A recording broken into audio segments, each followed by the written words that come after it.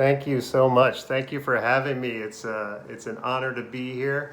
Uh, I'm sure not everyone in the audience is familiar with who I am. Uh, my name is Lonnie Dama. I am a guru and a shaman. I am a teacher of the ways of wellness and spirituality to the masses, and so it's a real honor to be here. You may hear some sirens in the background. It's because I meditate every day in New York City at 7 p.m. and the vibrations that emanate from me are so powerful that all of my neighbors take to their doorsteps and start applauding and banging pots and pans in appreciation of how close to oneness I become when I meditate. So I just want you to know that that's part of the noise that you may be hearing in the background at this time. I'll bring you a little bit up on my resume and sort of my background in wellness, and then I'll talk to you about some of my wellness tips that will maybe help you get closer to enlightenment. I am, of course, a best-selling author. I've written a few books. One is called Gongs and Bongs, about improving your life with percussion and cannabis.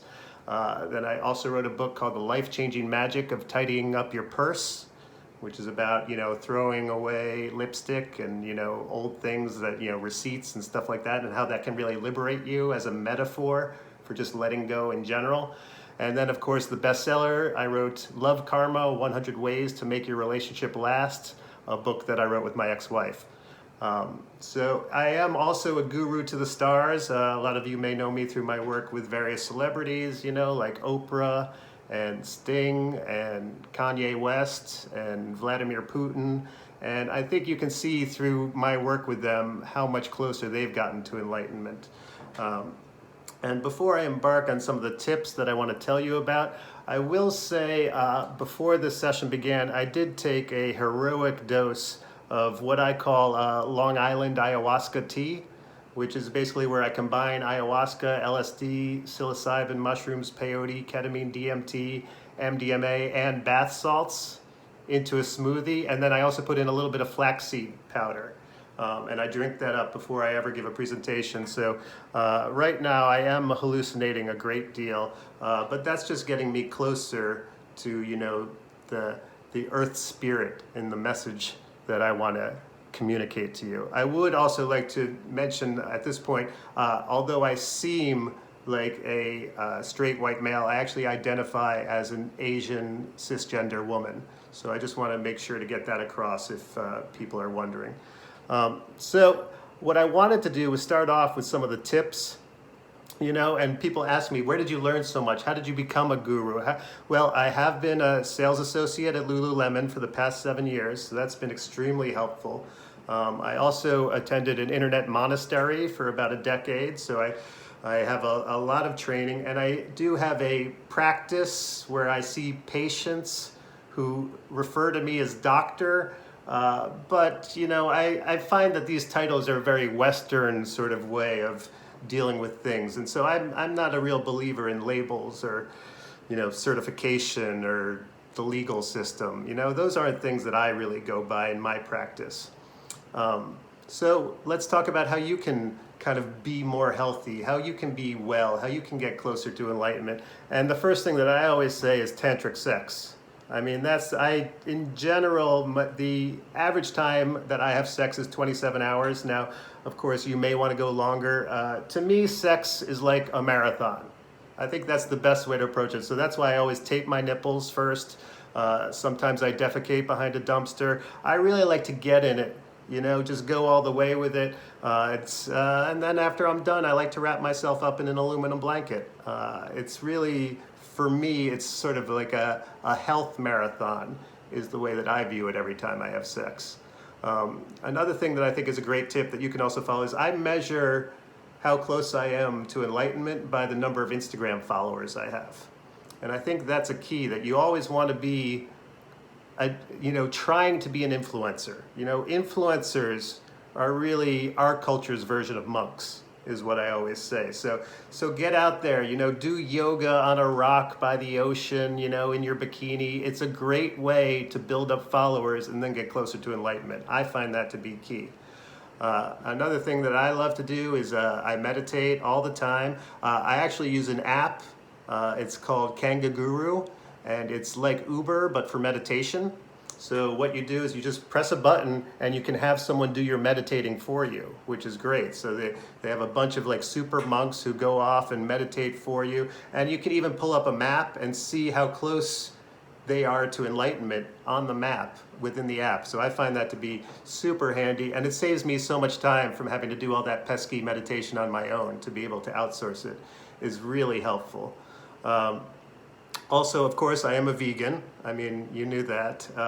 I am also an ultra vegan, though. You may not have heard of ultra vegans. I won't even eat anything that a bee has landed on.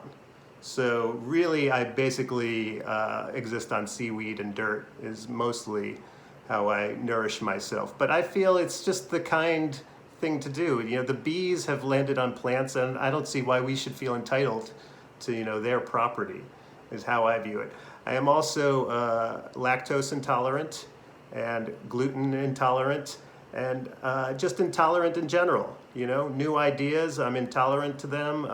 People who, you know, various ethnicities I'm intolerant of. I have a lot of intolerance, and I find that that's part of what makes me more of an elevated human being than most people. I'm also paleo, but not with food, with emotions. I'm emotionally paleo, so I feel like a caveman. And yeah, that's gotten me in trouble in a few bar fights and things like that. But I still feel that being connected to your primal self is essential in this day and age. I'm also, of course, very into yoga. I do Bikram yoga all the time. Of course, I do the version where I have an air conditioner on my back, but all my students, you know, are in 110-degree heat. And I find that that teaches them about duality. You know, that's the way they get to see the yin and the yang. They get to see the people who pay and the people who receive that payment. And they get to see the difference, you know, because I'm a big believer in combining capitalism with wellness and spirituality. Ancient wisdom, modern prophets. That's what I always say. I also, of course, am a believer in essential oils, but I also believe strongly in inessential oils, which is why every night before I go to bed, I slather myself in WD-40 and Pennzoil. It's part of my nightly ritual. It's how I moisturize, and I find it to be extremely helpful and also a great way to get me in touch with what our scientists are doing in laboratories, which is, of course, a great way to get closer to enlightenment. The scientists are really looking out for us and kind of understand, you know, what's best for our soul. I also would encourage you to do therapy. I do therapy all the time. I go 7 days a week to my therapist. We actually do a program called mindfulness-based stress enhancement.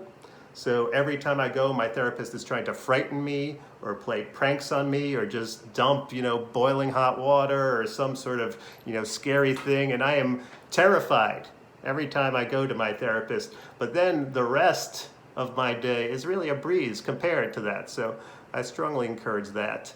I also do a lot of primal scream therapy, although it's not really therapy, it's on the street, and it's mostly me cursing at passersby. And actually I have Tourette's, but I like to call it primal scream therapy because I find that people are more tolerant of it that way. I also firmly believe in Buddhism, big believer in Buddhism. For those of you who aren't familiar, that's a Native American religion that really has taught me so much. And really that's where I always learned to say Namaste, which of course, if you don't know, is Japanese for hello, goodbye, and peace.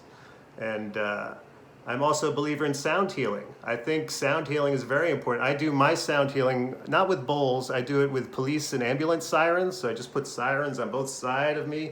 And you know, that to me makes me feel like I'm in a sound bath of, you know, sort of terror and horror, and reminds me of my childhood in a way that I find comforting. Another thing that I encourage is for all of you to drink as much kombucha as possible, because I find kombucha to be a wonderful drink because I really enjoy the feeling of when you're like about to throw up, but not quite, like when the bile just rises up. It doesn't, in kombucha really captures that essence. I feel that vinegar is a very underrated, you know, food that we should all be drinking a lot more. What else am I into? Crystals, big believer in crystals. I've got one on right here, you know. Of course, all my crystals, they come from the Amazon rainforest, and we do have to chop down a huge swath of trees in order to get into the crystal mines. But I find that it's worth it to destroy a little bit of the rainforest just so I have a little bit more comfort and alignment with the universe, and that my chakras kind of feel like they're all aligned. And that's especially valuable when I'm in Tulum or Bali or Ibiza, you know, and I like to go to those places because I find hanging out with people who work in Silicon Valley and who are models, that really, they're really the people who get the most about how to be closer to your soul and self-care. And so I find that to be extremely valuable. Also, believing in conspiracy theories, I find that to be extremely valuable. Like, for example, I think 5G is great. Any problem that you have in life, just blame it on 5G. Just be, you know, if your parents are like, you haven't called me in like 3 months, you can be like, yeah, 5G, the towers. And they'll be like, oh, was your phone not working? And you're like, no, it's infiltrated my soul. I can't even talk anymore. And 5G really comes in handy because then you don't really have to accept responsibility in any way. I'm also a believer in herbalism. I take a bath in elephant tusk and mushroom broth every night before I go to bed. So that's been very, very moving for me in my life. And, you know, in the end, I think probably the biggest piece of advice I can get you is to look to the gurus, to look to the masters who have taught us all the most. And of course, I mean Ram Dass, Alan Watts, and Gwyneth Paltrow. You know, I think, you know, the question that I always ask myself is, what would Gwyneth do? And, you know, that's why I started, you know, using an egg in interesting places in my body, because Gwyneth told me that a lot of that, you know, can really loosen things within you. And so, you know, it's been a little bit uncomfortable, but I'm willing to go with it if Gwyneth tells me to. So I just appreciate you all inviting me here to help enlighten you. I want to tell you that you're welcome for being part of this presentation. You are forgiven for the things that you've done wrong while I've been talking. I want to always let you know that you're forgiven. I think that I'll wrap it up now. So